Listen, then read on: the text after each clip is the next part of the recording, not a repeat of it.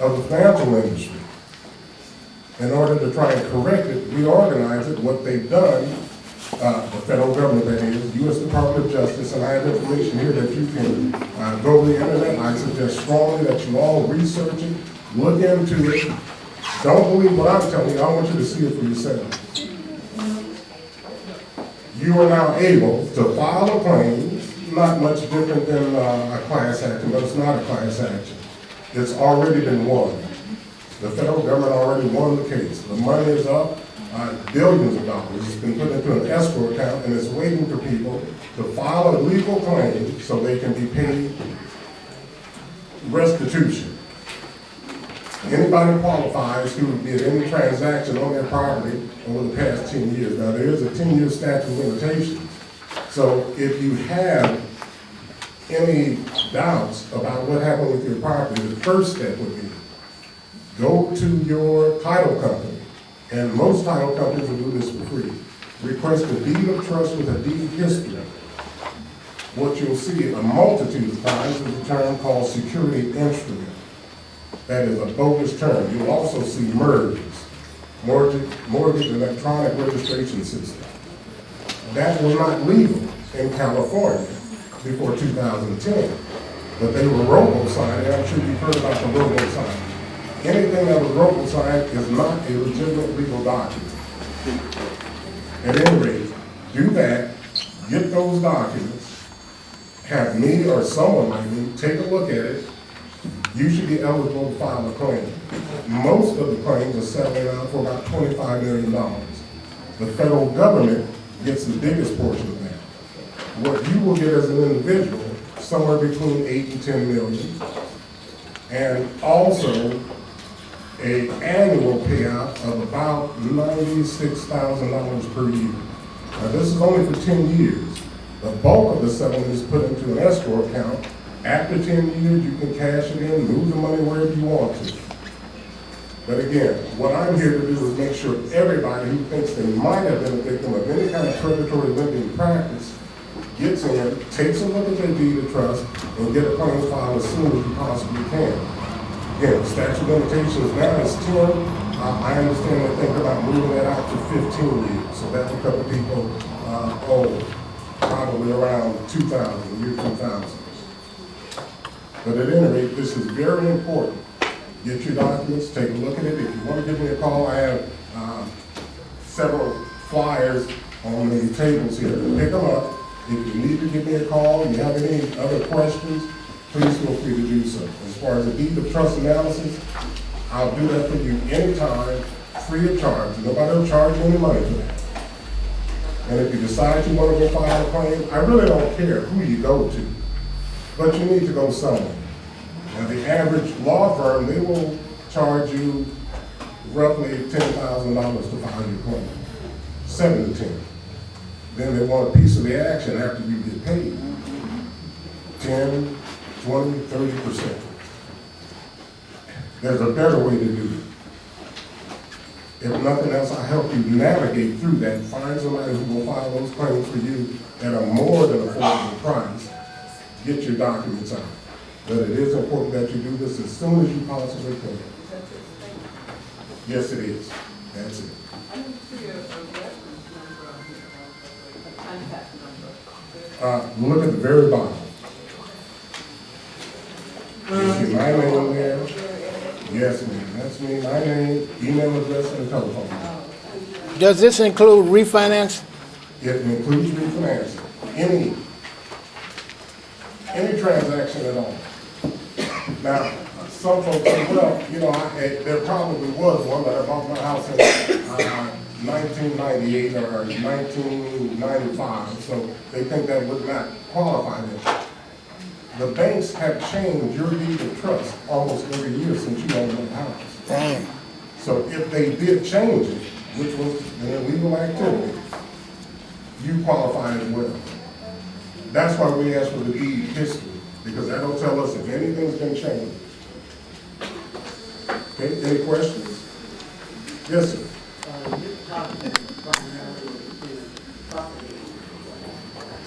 Primarily, yeah, property. Okay, if you didn't own the property, there's really not much you can do.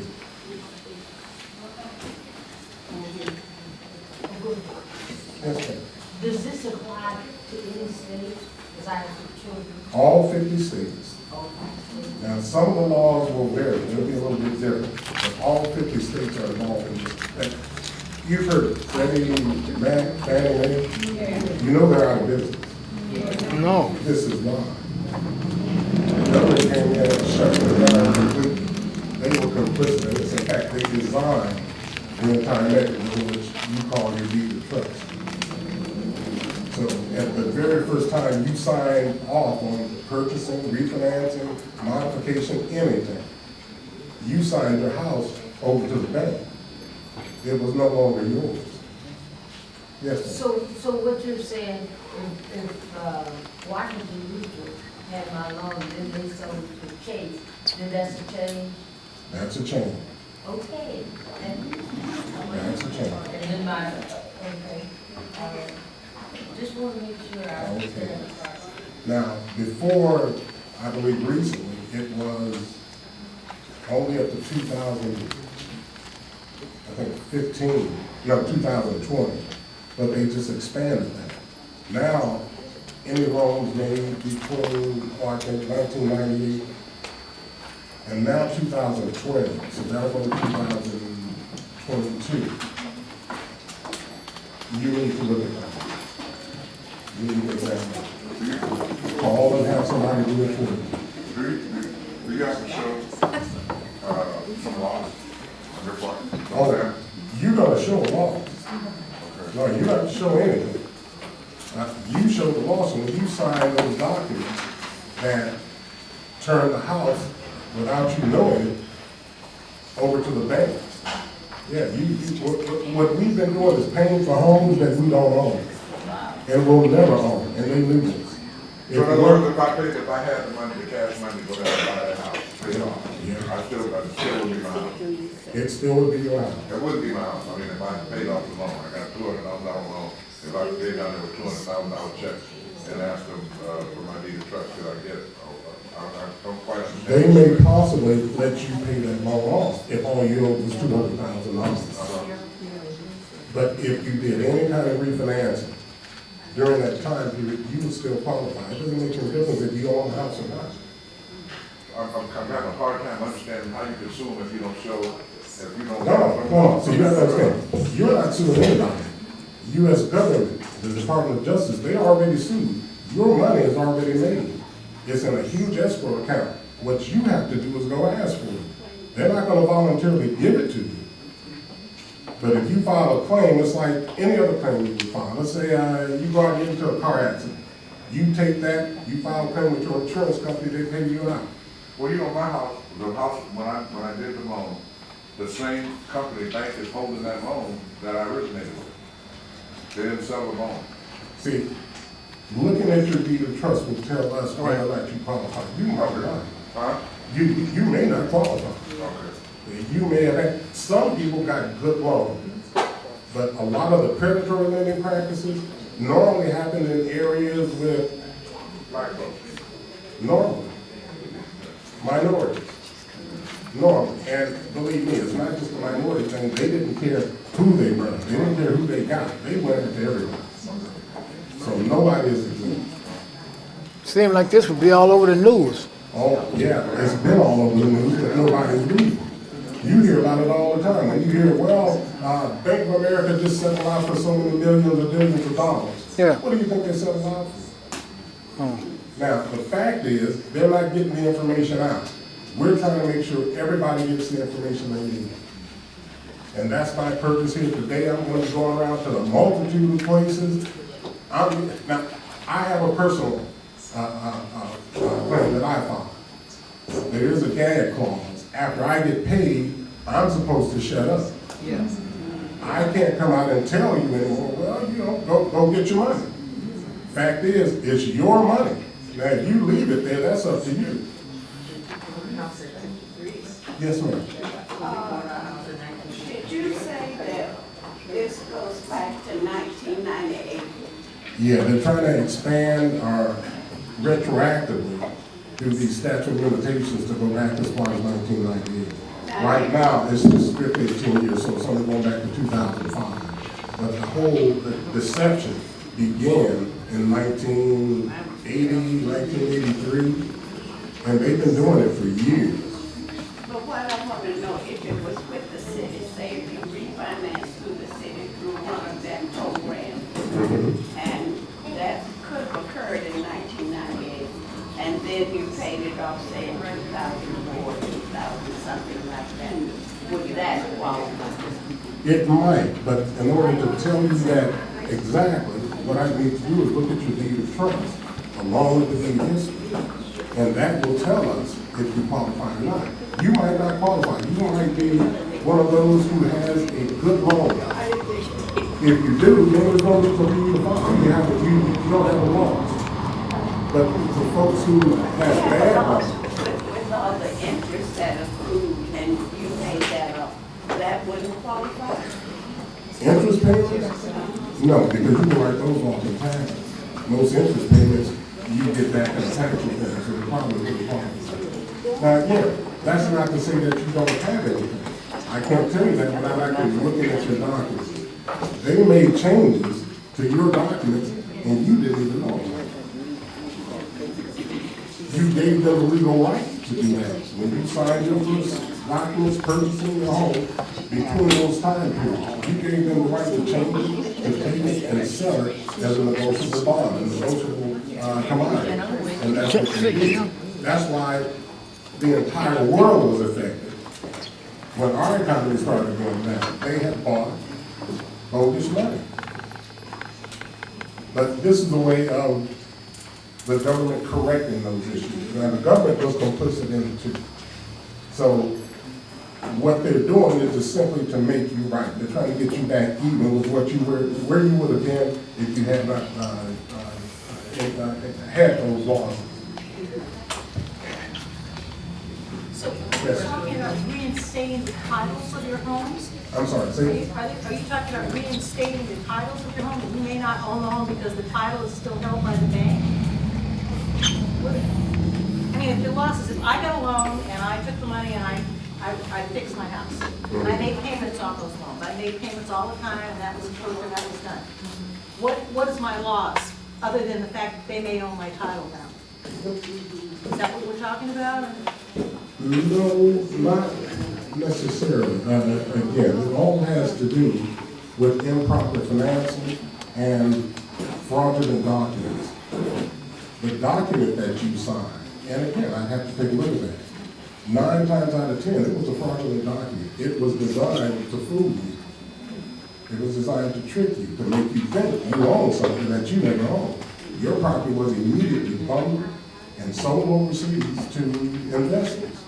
So you never could have owned it. Now, they have a term they use as wet signatures. In order for any transaction to be legitimate, the original document with your signature in ink has to be on the document. I'll bet you any amount of money. You go to a bank and say, well, provide me with my original wet signature document. They can't do it. It's not possible. It's not even in the United States. So if they can't provide you with that legally, that house belongs to you free of charge. I mean, that's your house now. Because you have your documents, they don't have theirs. So what they did was paramount to going downstairs in your basement and printing up some money. And saying, okay, this is what we got here. It's worth this. Not to mention the speculators put your house on the market and they sold it overseas at what the price of the property would be after you paid for it 30 years from now. The estimated price could be $3 million if you bought a $300,000 home. And that's what they sold it overseas for. That's what affected the entire world economy. It was bad money to begin with. Now they're trying to correct it and make it right. Yes? And you use the term good loan as opposed to a bad loan. I'm getting confused here because the gentleman was saying the same financing company or bank still had owned it as far as he knew. So you say bad loan, we knew about the fallout where there was predatory people have gotten people into loans that they couldn't afford. So we know that's a bad, but when you say good, what are you referencing? Well, see, you don't know if you have a bad loan or not until you look at your deed of trust. That's the key to everything. A bad loan is one that's where you will never own that property. A good loan is one where you would eventually pay that property off and you would benefit from the asset of the property. And in order to find that out, you just would have to take a look at your deed of trust and see what the disposition of that is. But I have to finish up now. And if you'd like any more information, I'll pass out more flyers if I have them. Give me a call. I'd be more than happy to talk to you. All right? All right, thank you.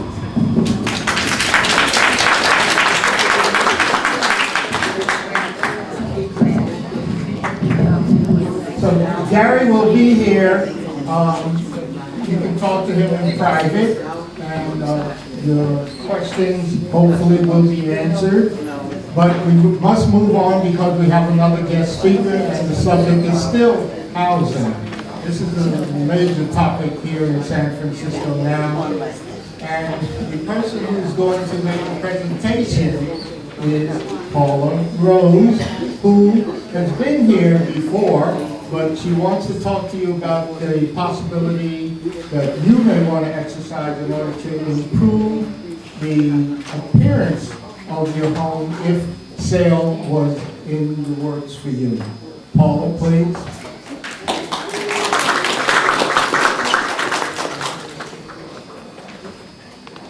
Good afternoon, everybody. Thank you so much for coming. And today, actually, the home appearance is important, but because recently there's been some, fires in the area, so I decided today to talk about 3 key points regarding safety. And this is appropriate for everyone, whether you own or rent. You talking to the mic? You're talking to the mic? Just step closer. Closer. Okay. Can everybody hear me okay? Yeah, now. Okay. All right, so I'm going to talk to you about 3 items. How many people have this handout? Okay. If you could pull this out and follow along with me, it would make it probably a little bit easier. So what a lot of people don't know is that there are 3 simple things that whether you own or whether you rent, that you should all have in place in your homes. And they're very important. They don't cost a lot of money, but importantly, it's for the life saving of you and your family. So one of the things, since we live in San Francisco, we live in earthquake country, and we'll have a few changes here and there, but everybody should have their water heater, their hot water heater braced and strapped. Does everybody have that on their computer? All right, that's good to hear. And then the second thing is that everybody should have a smoke detectors, and not just one, but there should be one in each of the bedrooms and one of the hallways. Does everybody have that in place? Yeah, okay, very good. And then the third one is that a lot of people, it kind of slips their agenda, is carbon monoxide detectors. Does everybody have a carbon monoxide detector? All right, well, I see some busy hands. So we'll just go briefly through these points because I know you guys want to eat your lunch. But the thing about having a hot water heater on point number 1 is that we do live in San Francisco, and one of the things that people don't realize outside of the safety issue is that the transfer of your sale of your home, it's a mandatory requirement. Now the city is not going to come knocking on your door to see if you have carbon monoxide detectors, smoke detectors, or your hot water heater is in place. But there are forms that I've attached on the back that have to go along with every sale, whether it's a trust sale, whether it's a probate sale, or regular sale. And actually, these also need to be in place for tenant-occupied properties. And that's a carbon monoxide detector and your smoke detector and hot water heater. And the purpose of that carbon monoxide and the smoke detector is, even recently there was a big fire right over near Holloway and Brighton, and said they didn't have enough smoke detectors, so having one in a central location in the hallway and having one in each bedroom and having one downstairs is really important because smoke is usually the first signal before the fire breaks out. And you can have twice a year, you should have your fall back and spring forward, change the batteries, those little 9-volt batteries. They're not expensive and it's something that really can save you a lot of money. And the carbon monoxide people would turn on their cars, heat them up, and those fumes would come up into the house and make people sick. So those carbon monoxide detectors are very effective. And again, they're not expensive, but it's something that you should have in place. So I will leave this information with you because there are many other things in your home that we don't have time to talk about, mold, asbestos, and things that you should be doing to keep up the maintenance of your home, whether you own or rent. So if you could kindly just fill out the top of this for our information sheet, and I'll come around and collect these in just a little bit. And I thank you for your time and enjoy your lunch today. Is there any other questions? Yes, please. There was something in the news the other day about emissions on keyless cars. Oh, I'm sorry. Emissions on keyless cars with no key. Yes. And a lot of you have brand new cars, and a lot of times the cars will not automatically go off. The car sale companies are being sued. And if that happens and you close your garage door, those fumes are coming up in your house. Yes. So you really have to be careful. And I don't know, there's a bunch of cars, different types of cars that have this problem. Yes. It's something to look into if you have a keyless car. And that's a good point, because emission is emission, and the benefit of having that carbon monoxide detector in your home is it gives you a reading of what the levels are, because it's a slow poison. We knew someone years ago, and they lived in an apartment building, and sure enough, people go downstairs in the morning, start their cars, and then go back upstairs and finish getting ready, and this lady ended up very ill, and she didn't know what the cause, and she found out later it was carbon monoxide poison. So it's a small device that you can buy for under $20 at Home Depot or Lowe's. You can even pick it up at the CVS pharmacy, but it's something that you should have installed in 2 places, upstairs and downstairs, and check the levels, and this way you know what's going on because it's a silent killer. Any other questions? Yes, please. Yeah, I got a comment. I'm here every month for these lunches, and they have a group that will do that for you. That was here, that will replace the batteries and all that kind of stuff. The group was here, and you guys should remember that the group that was here. I think it was Home Rebuilding or something like that. But you guys got to remember, instead of spending money, people come in here and telling you what to. Ken is absolutely correct. Rebuilding together and Habitat for Humanity. Both of them engage in these kinds of activities and will, in fact, do that kind of work to reduce Seniors. the risk Right. that we experience in our homes. Yes, got it. So just in closing, if there are any other questions or you need referrals for work or deferred maintenance, please give me a call. I am a real estate agent in San Francisco, serving this community for many years, and I grew up and was raised as a part of it, and I'd be happy to help any of you. Thank you. Thank you very much, Paula. Thank you.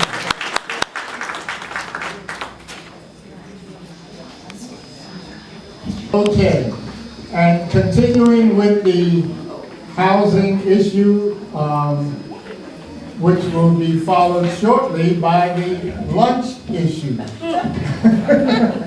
So, Mary will have a couple of comments to make. So, I have these handouts, and it's for Dr. Davis Center. They would like everyone, whether you're on your own home, renting or whatever, to fill out these forms, is because they want us to try to get in the senior housing that they're building on 3rd Street. So if you fill this out, hand them back to me. Whether you're on your own home, it's going to be like a roster thing that they're going to be having. So if you're on your own home, then the next person after you, then they'll go to the next person, but they want a lot of these papers filled out. Do anyone understand what I'm speaking about?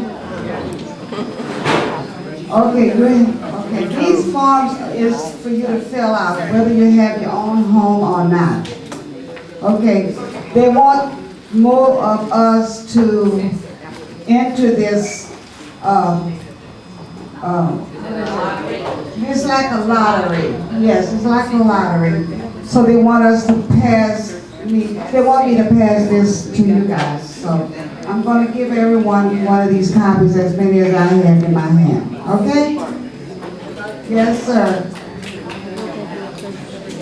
You can either give them back to me, and if you want to fill them out when you get home, you can give it to Gil, okay? Bring it over and give it to Gil. But I would like as many to fill it out today so I can give it to Kathy. All right? So here I go.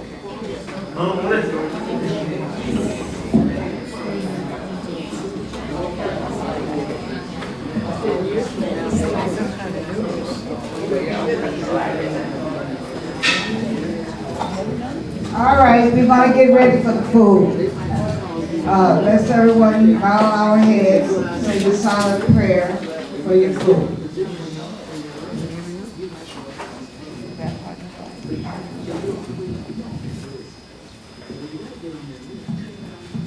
Thank us all for the food that we're about to receive and for the food that has been prepared.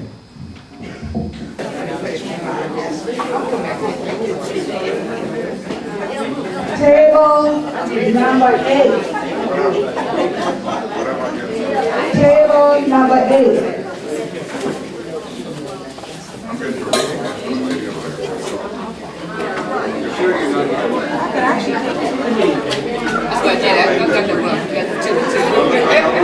Do I have a table number 8?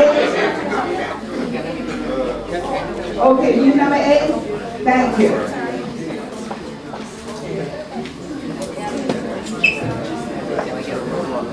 Table number 9.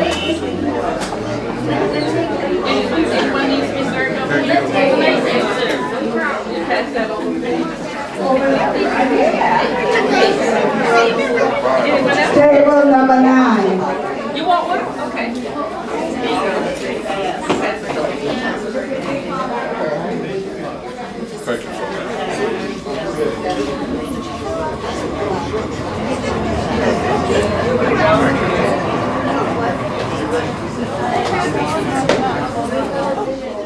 I'm Jacqueline Scott, and I reside out here in OMI over 36 years, and now I'm a senior, I'm retired, and it's nice to have benefit for us that we can come and socialize and see the different people in the neighborhood. They need to keep it on. My name is Bonnie Jackson.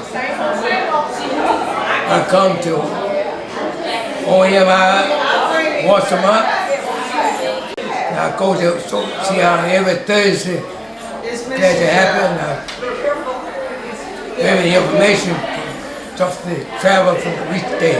God is good, and God is a merciful to us.